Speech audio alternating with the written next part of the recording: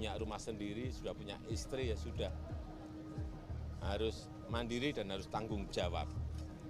Artinya apa yang diputuskan itu pasti sudah menjadi tanggung jawabnya. Ya biasa di dalam keluarga minta doa restu. Karena saya bilang tidak pun juga tetap akan jalan. Itu anak-anak saya seperti itu kalau mau tahu. Ya.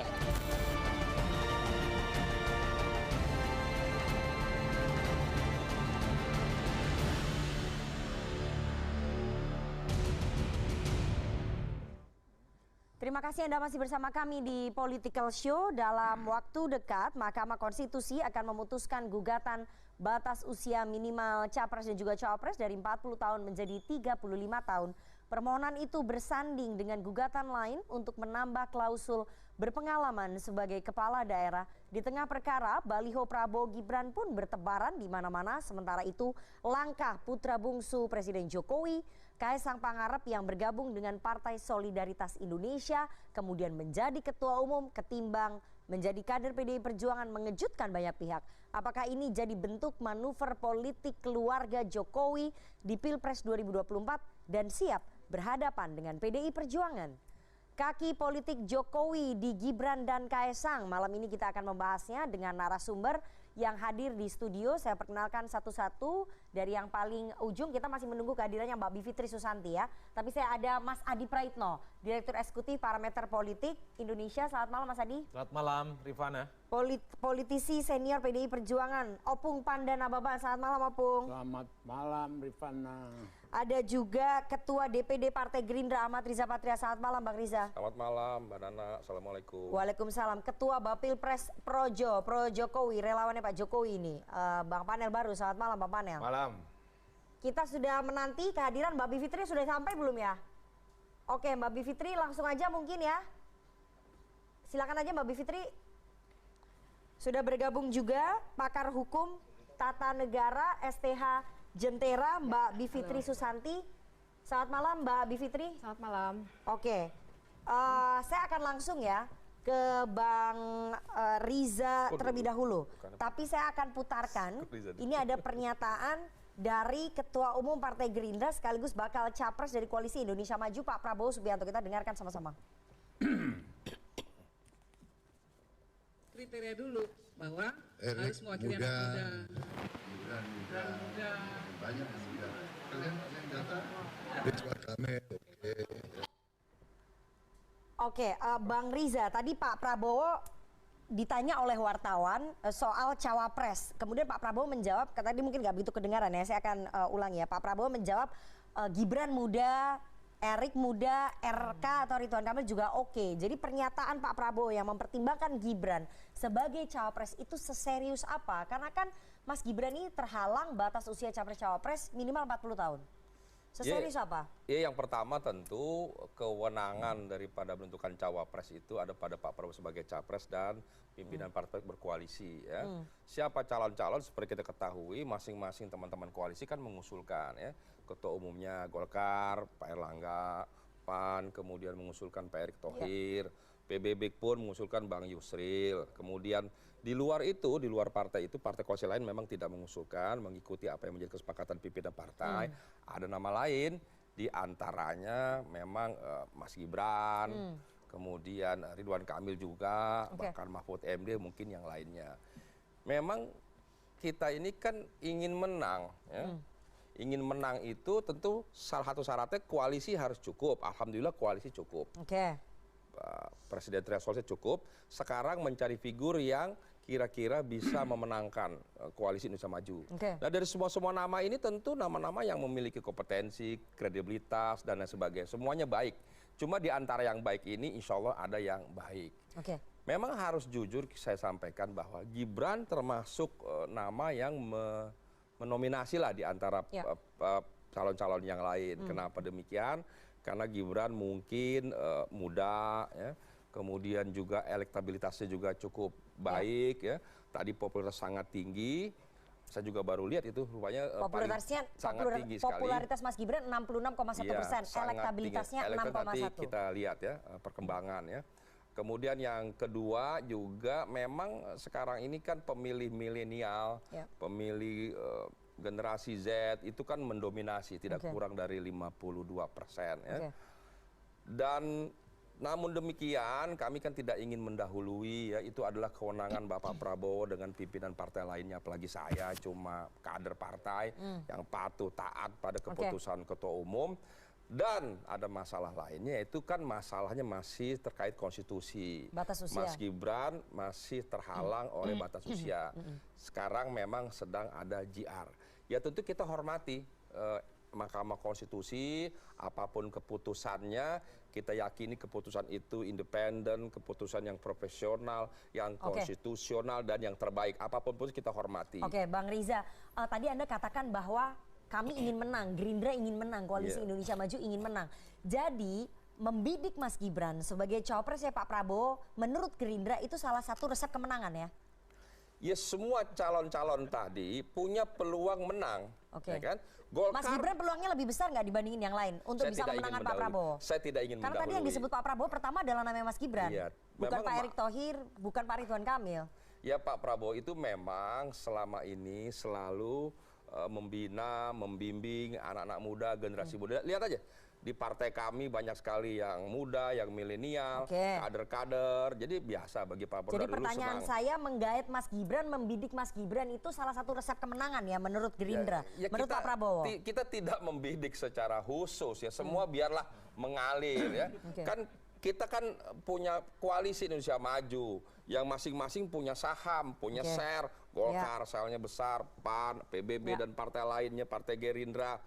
Mas Gibran ini kan posisinya memang sampai saat ini kan posisinya kita hormati, kita hargai di Partai PDIP. Kita hormati, apalagi hubungan Pak Prabowo dengan Ibu Mega sangat baik, hubungan PDIP dengan Partai Gerindra sangat baik. Jadi kami juga saling menjaga, saling menghormati satu sama lain. Karena Mas Gibran ini sampai hari ini adalah kader Partai PDIP. Di luar itu memang banyak relawan yang mengusulkan, mengusung, bahkan mohon maaf ada yang memasang baliho Pak Prabowo dengan Pak Gibran. Inilah demokrasi yang harus kita hormati, kita hargai. Tapi di antara kami PDIP dengan kami Gerindra PDIP sangat baik hubungannya. Bang Riza. Oke, jadi di antara semua anak muda yang ada di Republik ini, kenapa harus Gibran Raka Buming Raka? Loh, kan tadi ada Erick Thohir juga. Tapi Erick Thohir kan usianya nggak muda. Ya masih muda lah. Saya tanya ya secara spesifik, di antara semua anak muda, kepala daerah muda, kenapa harus seorang Gibran Raka Buming Raka? Yang tadi disebut Pak Prabowo, yang tadi juga disebutkan oleh Anda sebagai kader Gerindra. Itu kan apakah karena Pak Mas Gibran ini anaknya Presiden Jokowi? Salah satunya. Teman-teman kan lihat banyak mungkin kepala daerah yang muda-muda. Tapi yang paling populer siapa? Yang elektoral tinggi siapa? Tentu kan ada syarat, tidak hanya muda. Tapi harus sesuai syarat konstitusional. Sementara ini belum terpenuhi, kita tunggu putusan MK. Yang kedua, tentu syarat elektabilitas dan syarat popularitas menjadi penting. Nah kami menghormati itu. Namun demikian sekali lagi Bapak Prabowo itu sudah menyampaikan, beliau ini orang yang sangat bijak, sangat baik, sangat demokratis, akan memusyawarahkan dengan pimpinan partai lain.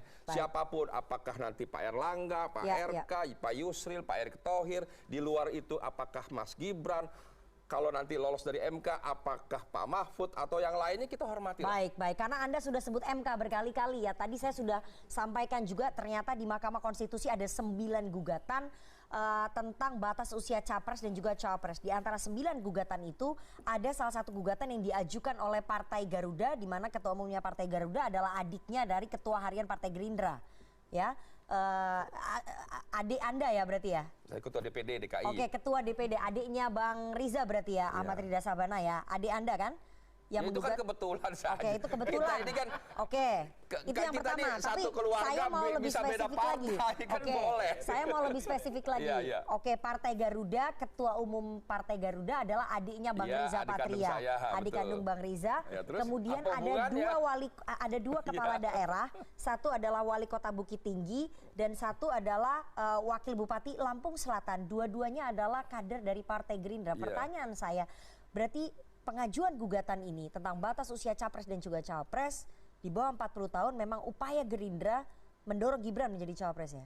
Saya kira nggak sejauh itu. Itu kan dulu sudah lama ya. Nama Mas itu Gibran. Bulan Maret masuknya. Nama Mas Gibran itu belum pernah digadang. Bulan April kami dengar Pak Prabowo meminta Mas Gibran menjadi cawapres. Nama Mas Gibran belum pernah digadang-gadang. Atau populer sebagai calon Presiden belum, itu jauh. Itu kan apa ya? Itu kan keinginan teman-teman yang kebetulan di Partai Gerindra yang muda-muda ingin memberi kesempatan yang muda-muda. Tidak hanya Mas Gibran tentu. Tentu kalau syarat itu dipenuhi oleh Mahkamah Konstitusi, siapapun yang berusia di 35 tahun bisa saja. Katakanlah Mas Raffi Ahmad yang sangat populer kan juga boleh umpamanya gitu. Jadi tidak populer, mesti tapi kan tidak punya kompetensi sebagai kepala daerah. itu kan ada tambahan kepala daerah. Iya. Tapi kan ada juga yang menggugat usia saja di atas 35 Kepala tahun. daerah Anda, dua kepala daerah Anda menggugatnya adalah batas usia capres-cawapres di bawah 40 atau Iya, pernah menjadi penyelenggara negara, itu lebih spesifik lagi. Iya, itu kan tambahan supaya memiliki pengalaman, jam terbang, kompetensi yang Jadi baik. itu bukan buat Mas Gibran ya? Jadi Gugatan tidak itu. ada kesengajaan begitu diperuntukkan demikian. Karena kita negara yang demokrasi, silahkanlah itu kan mengalir. Apalagi Ya. adik saya tidak bisa ngatur-ngatur, punya hak masing-masing. Ya, baik. Dia mau MK seperti apa, kita hormatilah. Semuanya kepada pimpinan-pimpinan partai nanti akan mengusung. Saya mau ke Opung Panda. Opung Panda, Anda sempat menyebut bahwa seorang Gibran Rakabuming Raka adalah anak ingusan. Tapi ternyata anak ingusan ini seserius itu dibidik untuk menjadi cawapres. Jadi kita kembali dulu ke tema.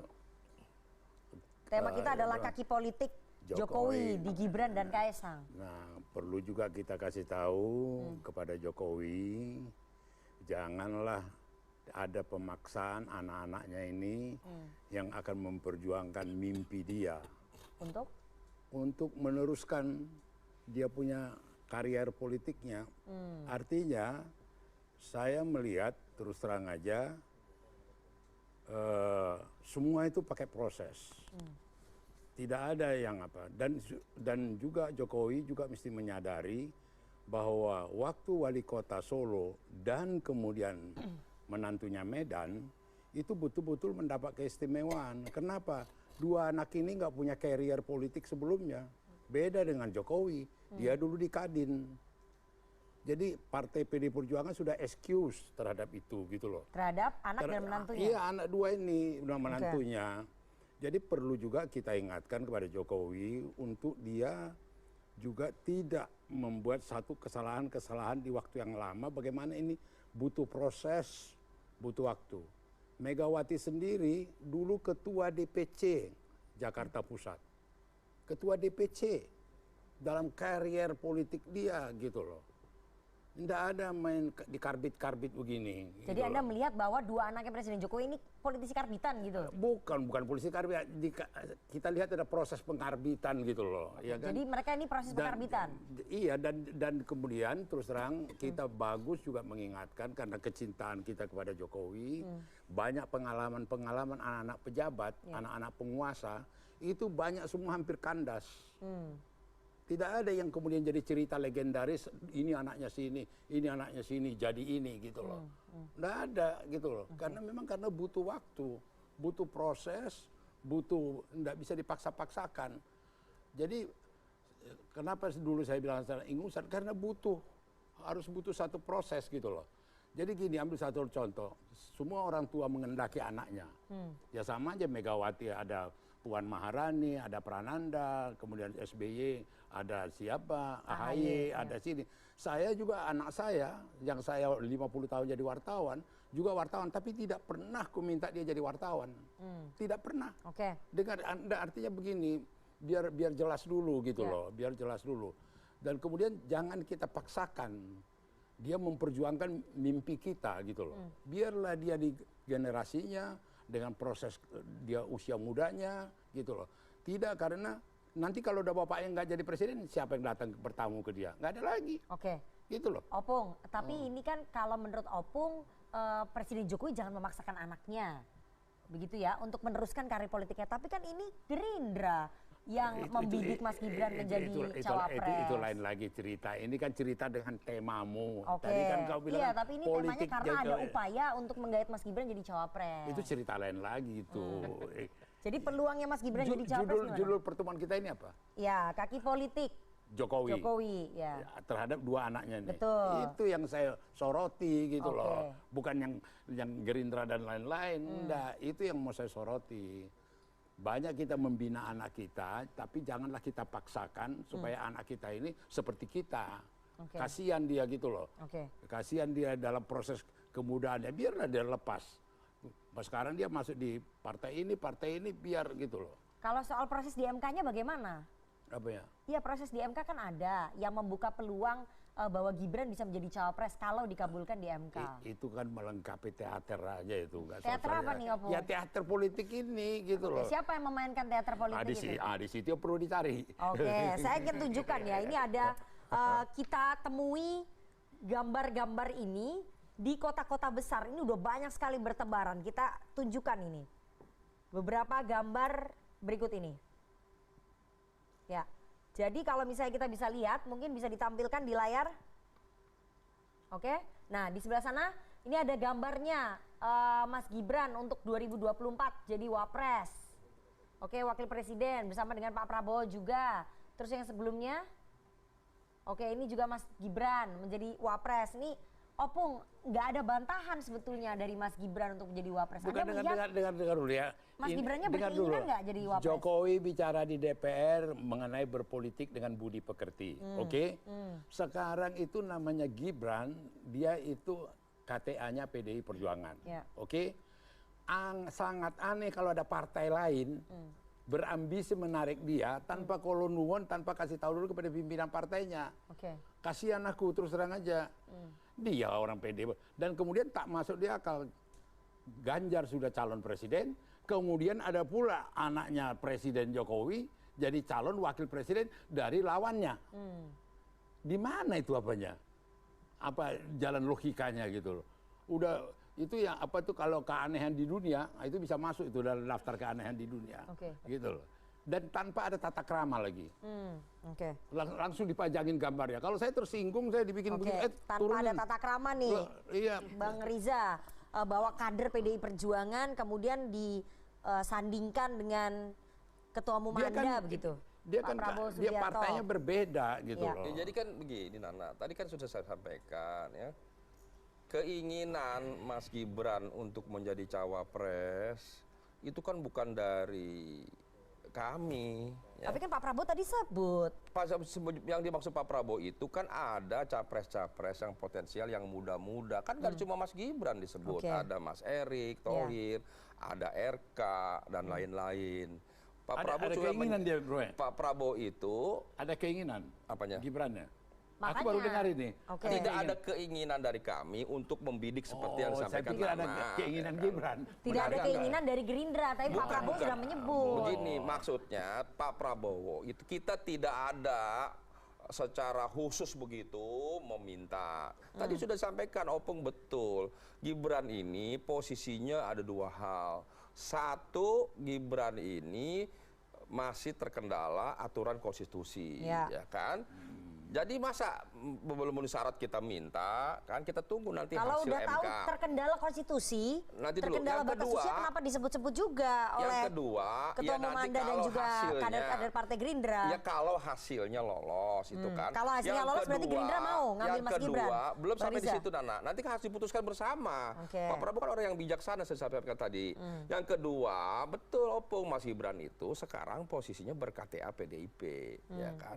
Tentu ya, kalaupun nanti yang bersangkutan lolos, tentu ada mekanisme yang harus dilalui. Apalagi Pak Prabowo itu orangnya mengerti aturan konstitusi. Tadi saya sampaikan di awal, hubungan Pak Prabowo dengan Ibu Mega sangat baik. Partai Gerindra, mohon maaf, dengan PDIP sangat baik.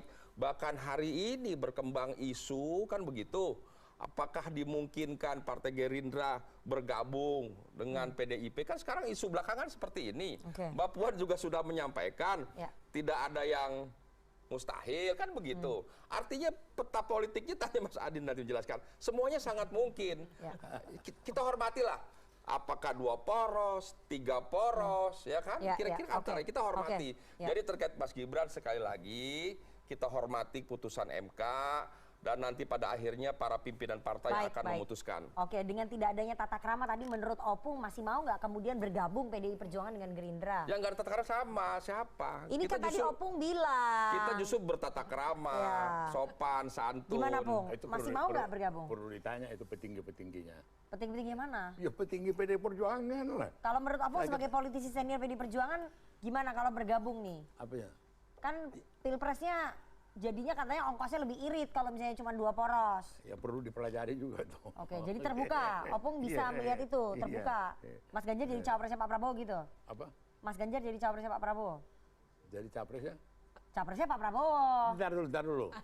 Sudah ada. Itu kan keinginan dengar dulu. Gerindra. Ini biar pemisahnya. Sudah ada peristiwa yang terjadi jalan di sawah. Jokowi di depan, 2 di belakang. Namanya Ganjar sama Prabowo. Ya. Jokowi mengatakan, berundinglah kalian berdua. Siapa yang mau maju jadi capres sama wapres. Kemudian waktu jalan itu, tiba-tiba Jokowi berbalik. Apa yang terjadi dalam pembicaraan mereka? Sayalah yang jadi capres, kata Prabowo. Saya lebih senior. Saya tidak bisa, kata Ganjar. Karena putusan partai dan kami pemenang partai. Ini the true story nih yang terjadi. Jadi apa yang terjadi nih. Nah kemudian setelah itu mereka tidak ada kesepakatan, datang Jokowi. Ini yang menjadi pegangan kita ya. Gitu. Pada sampai titik itu tidak ada kesepakatan mereka siapa capres, siapa wapres. Itu yang ku tahu. Gitu loh. Jadi nggak bisa dong ya bergabung ya? Jadi selesailah dulu adegan itu. Gitu loh. Oke, jadi nggak bisa bergabung, kesimpulannya begitu di sawah. Tapi kan politik dinamis. Saya mau ke ini aku snapshot aja. Ada terjadi. Gitu Oke, saya mau putarkan ya soal gugatan di Mahkamah Konstitusi ini ternyata masih bergulir terus. Ada 9 gugatan, tapi ini yang paling baru nih yang perkara nomor 90 ini menarik sekali ini spesifik. Kalau tidak bisa usia 40 tahun, paling nggak pernah menjadi kepala daerah, ini spesifik sekali. Yang mengajukan adalah anak Fakultas Hukum Universitas Surakarta Solo. Kita dengarkan. Menyatakan pada pasal 169 huruf I Undang-Undang 7 tahun 2017 tentang pemilihan umum lembaga di atas sepanjang frasa berusia paling rendah 40 tahun bertentangan dengan Undang-Undang Dasar Negara Republik Indonesia tahun 1945 dengan bersyarat tidak mempunyai kekuatan hukum mengikat sepanjang secara bersyarat, bukan dengan bersyarat. Secara bersyarat ya.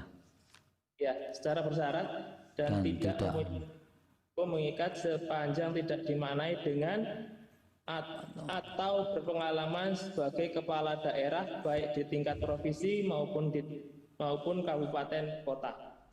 Oke, Mbak Bibip, ini adalah suara dari kuasa hukum pemohon ya, Dwi Santoso ya. Ini dari law firm di Solo juga yang mewakili pemohon, yakni mahasiswa umur 23 tahun dari FH UNS Solo. Pertanyaan saya Mbak Bibip, Anda melihat bahwa upaya gugatan ke MK soal batas usia capres dan juga cawapres di bawah 40 tahun ini memang untuk Mas Gibran? Saya sih melihatnya begitu ya, karena ada beberapa indikasi nih. Kalau memang niatnya adalah untuk menurunkan batas usia, yang mana kita boleh setuju ya, namanya juga anak muda bagus. Itu kan bisa dilakukan sejak jauh-jauh hari sebenarnya. Atau nanti. Atau nanti sebaliknya. Jadi bahwa itu diajukannya sekarang bulan Maret kan tadi kan masuknya. Saya kira itu saja sudah jadi indikasi bahwa sebenarnya ada perhitungan untuk pendaftaran capres-cawapres tahun ini. Jadi bukan soal kepentingan bangsa untuk punya anak-anak muda jadi pemimpin. Terus kemudian yang kedua juga kalau dilihat pemohon-pemohonnya. Pemohon yang satu lagi itu yang dari awal itu juga PSI ya misalnya ya. Nah jadi kalau kita lihat kelindan para pemohonnya itu dan juga argumennya, jangan lupa argumen dari DPR dan pemerintah ternyata juga cenderung setuju sebenarnya. Tapi kan lucu, pemerintah dan DPR itu kalau memang setuju kenapa tidak diubah di revisi undang-undang, bukan di yudikatif tempatnya. Jadi kalau saya sih melihat tentu saja nggak akan ada nama Mas Gibran di situ, tapi kan kita harus lihat indikasinya kenapa sekarang. Jadi momentum pengajuan kemudian isi gugatan itu semakin menguatkan indikasi bahwa memang gugatan ini kalau dikabulkan untuk mendorong Mas Gibran. Ini adalah karpet merah untuk Mas Gibran bisa menjadi cawapres, Mbak Bibip ya. Betul, dan saya sebenarnya sempat dengar hampir putus nih gosipnya ya. Hampir putus minggu lalu, tapi kemudian perkara ini masuk, padahal perkara lain udah maju. Saya sendiri jadi ahli untuk salah satu perkara sudah 3 minggu atau 4 minggu yang lalu. Jadi harusnya sudah putus, bisa putus, tapi tiba-tiba tertahan karena ada perkara ini yang masuk. Nah jadi kan ini juga jadi indikasi sebenarnya apakah ada sebuah konstruksi supaya nanti putusannya memang mengabulkan supaya ada Mas Gibran masuk sebagai cawapres. Secara ketatanegaraan ya, menurut Anda bagaimana kemudian seorang anak presiden yang bapaknya masih menjabat kemudian bisa mendapatkan tiket ataupun didorong menjadi cawapres gitu pada saat bapaknya masih menjabat? Secara ketatanegaraan gimana Mbak? Pantas nggak Mbak? Sangat tidak etis. Kalau bicara hukumnya pasti tidak ada ya, karena tidak akan sedetail itu hukum mengatur. Tapi kan dalam politik, dalam tata negara juga ada yang namanya etika politik. Dan kita juga harus ingat, Ketua Mahkamah Konstitusi itu juga kerabat ya dari Pak Jokowi. Jadi gosip-gosip tadi juga ada di seputar itu juga. Nah, tentu saja sangat tidak etis dan jadi kalaupun memang ada permohonan seperti ini, misalnya Mahkamah Konstitusi harus memutuskan bukan untuk yang sekarang. Kalau mau untuk yang 2029 nanti. Kalau seandainya Mahkamah Konstitusi memutuskan untuk yang sekarang, kita akan makin melihat begitu jelas bahwa ini ditujukan atau diinginkan untuk Mas Gibran untuk maju menurut saya. Oke, secara ketatanegaraan tidak pantas ya secara etika politik, tapi Projo kayaknya punya pendapat berbeda karena Projo dari 12 DPD Projo, dari berapa 34 DPD Projo ya?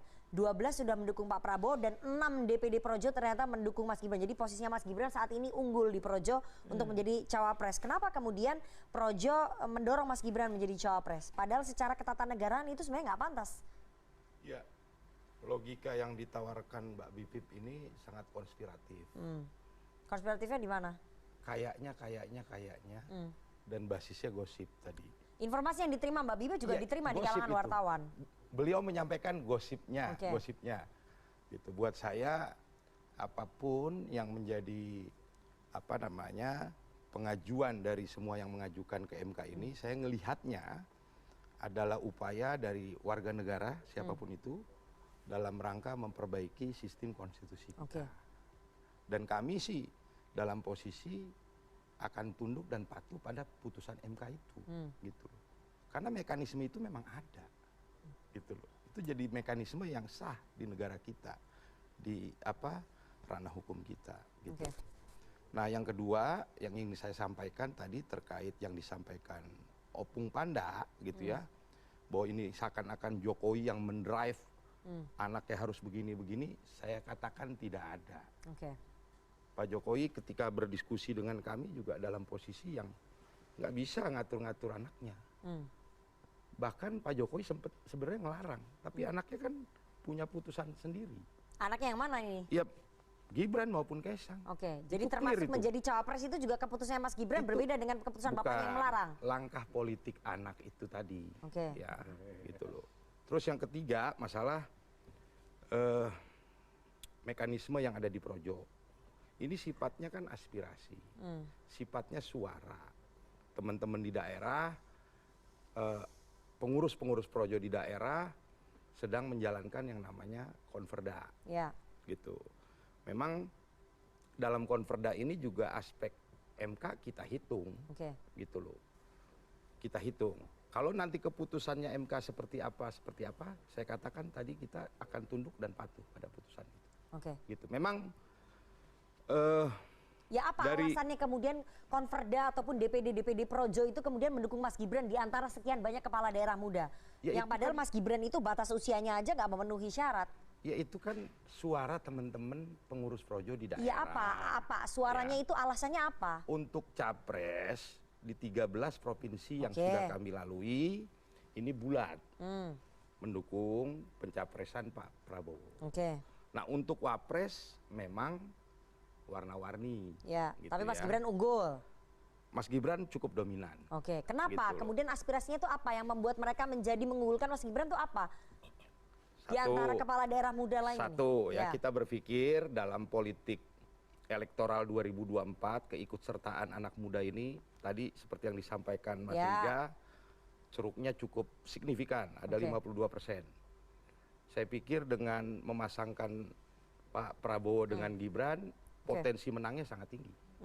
Itu yang pertama. Yang kedua, tentang cita-cita Indonesia Emas 2045. Ya, saya pikir kita perlu bridging kepemimpinan muda.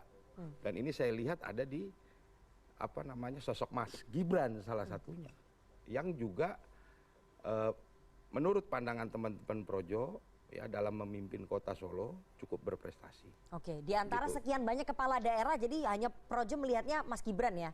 Faktor anaknya Presiden Jokowi itu menjadi pertimbangan juga nggak di Projo? Mbak Nana, kalau putusan MK ini dikabulkan tentang batas usia, ya, ini kami hitung ada sedikitnya 22 kepala daerah yang berpotensial di bawah 40 tahun umurnya. Saya pikir ini bukan semata-mata urusan Gibran. Ada 22 gitu loh. Kepala daerah yang umurnya di bawah. Tapi kan yang sekarang unggul di Konverda Projo Mas Gibran, nggak ada nama kepala daerah lain. Kalau memang semuanya sama, tidak memenuhi syarat, kenapa nggak ada nama kepala daerah lain? Kenapa hanya ada satu nama kepala daerah muda namanya Gibran Rakabuming Raka? Ya, kita yang kedua faktornya menurut teman-teman di daerah ya, bahwa kepemimpinan nasional ke depan kita berharap mau melanjutkan apa yang sudah dilakukan oleh Pak Jokowi. Jadi harus dilakukan oleh anaknya Pak Jokowi gitu. Tidak harus, tapi itulah pandangan teman-teman, aspirasi teman-teman. Oke, jadi aspirasi Projo kalau misalnya sudah pembangunan yang dilakukan oleh Pak Jokowi harus dilanjutkan oleh anaknya Pak Jokowi. Nah, itu kesimpulannya Nana begitu. Oke, tapi kan tadi Anda katakan. Ya kan ada nomor satu tadi, faktor ceruk, milenial, Gen Z 52% di pemilu besok. Itu artinya hitungan taktis untuk menang ya. Terus yang kedua ada Indonesia Emas 2045. Ini butuh bridging, butuh jembatan lah. Kepemimpinan ke depan ini harus dipersiapkan anak muda. Bahwa itu kemudian Gibran ya, itu kan aspirasi teman-teman di daerah gitu ya. Oke, saya mau tanya ke Opung Panda. Opung Panda, kalau kemudian MK meloloskan batas usia capres-cawapres di bawah 40 tahun, artinya peluang Gibran itu menjadi terbuka, menjadi cawapres. Sikap PDI Perjuangan nanti bagaimana? Supaya jangan bingung pemirsa dan rakyat Indonesia, konsentrasi PDI Perjuangan sekarang mencari calon wakil presiden. Untuk Mas Ganjar? Untuk Mas Ganjar. Dan pasti dalam pencarian itu tak ada Gibran. Karena dia kader kami, bukan di porsi itu. Itu aja. Yang rame ini kan di luar kami. Gitu loh. Ada yang mencalonkan Gibran lah, ada yang mengapakan Gibran, senang-senang juga sih, laku juga nih PDI Perjuangan, gitu loh.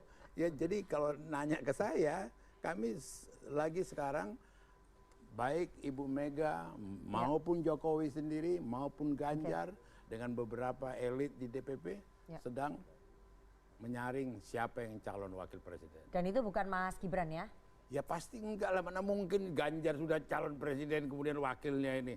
Kita kan hormati juga teman koalisi kita. Jadi gitu. Wait and see ya PDI Perjuangan kalau kemudian nanti MK meloloskan. Wait and see, nggak ada wait and see. Kalau nanti MK meloloskan, Gibran dilirik, dibidik gimana ini? Nggak ada wait and see, ini udah jelas kok.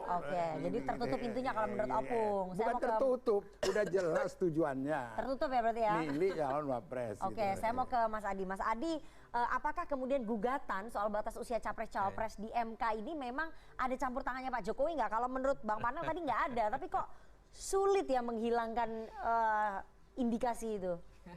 Ya kalau kita meyakini teori konspirasi pasti bilangnya iya. Tapi kan yang memutuskan soal ambang batas minimum syarat capres itu bukan Jokowi tapi Mahkamah Konstitusi ya. Makanya kalau ini dikabulkan gugatan soal ambang batas minimum, pasti publik nunggu soal gugatan ambang batas maksimal umur yang 70 tahun dan tidak pernah melanggar HAM. Itu juga ditunggu itu. Karena memang kalau kita akui, kita kan harus membaca konteksnya. Nah, ini memang soal gugatan ini pasti terkait dengan Pilpres 2024. Satu misalnya ada dugaan supaya Gibran ini bisa maju.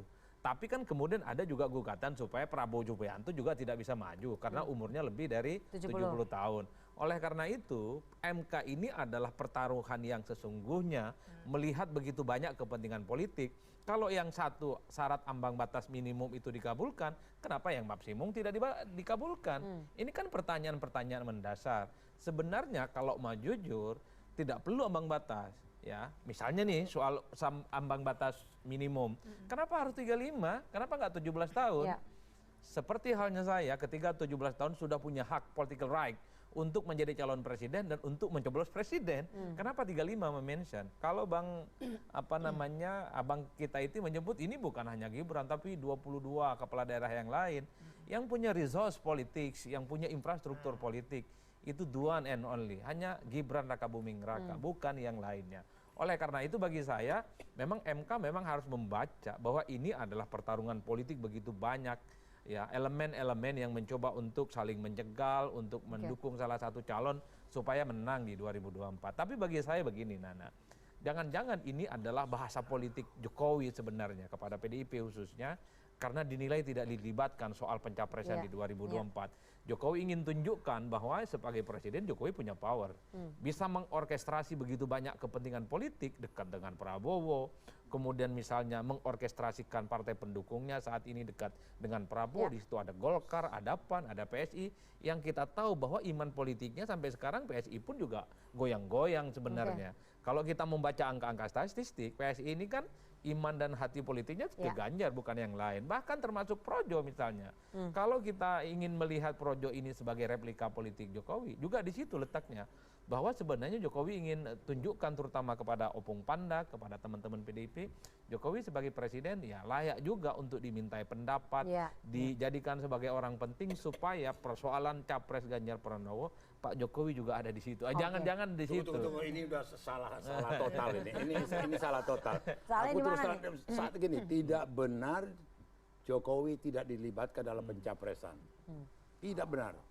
Saya berani pengumuman mungkin pun. Tidak, peristiwa ini kan yang dimanipulasi nih. Sampai Straits Times, koran luar negeri juga mengatakan. Nah, saya referensinya itu juga. Itu salah. Saya yang sudah terlatih sebagai investigatif reporter, saya ngecek semua. Waktu itu Jokowi kembali ke Solo. Internal belum selesai antara Mega dengan Puan. Puan belum diberitahu bahwa akan diputuskan itu Ganjar, gitu loh. Dalam tenggang waktu ini Jokowi di Solo. Kemudian setelah Puan Jokowi datang kembali. Jadi tidak ada dramatisasi. Tidak ada. Ada lagi lebih jauh menganalisa pengamat politik. Maka itu tidak ada saham Jokowi dalam pencapresan. Maka pencapresan itu totally salah. Yang saya menarik ya dari semua orkestrasi politik yang muncul hari ini, rasa-rasanya PDIP itu dingin ya. Dingin dalam arti tidak terlampau agresif, tidak reaktif dan tidak marah. Ada respon betul, ada Kaisang ke PSI, kemudian Gibran dikaitkan dengan Ganjar, dengan Prabowo Subianto. Maksud saya, kok PDIP rasa-rasanya lebih kalem, lebih cool. Mungkin bagi PDIP ya itu urusan lain lah. Sekarang fokus bagaimana Ganjar menang kan gitu. Karena Anda udah bahas soal Pak Kaisang masuk ke PSI, nanti kita akan masuk lebih dalam ya. Soal kaki politiknya Jokowi di PSI. Tunggu dulu, Kaisang ini kan karena populer, karena anak presiden. Dengar dulu, karena anak presiden. Ya, dari segi partai dia nggak ada apa-apanya. Nanti kita bahas. Tapi kita harus jeda terlebih dahulu.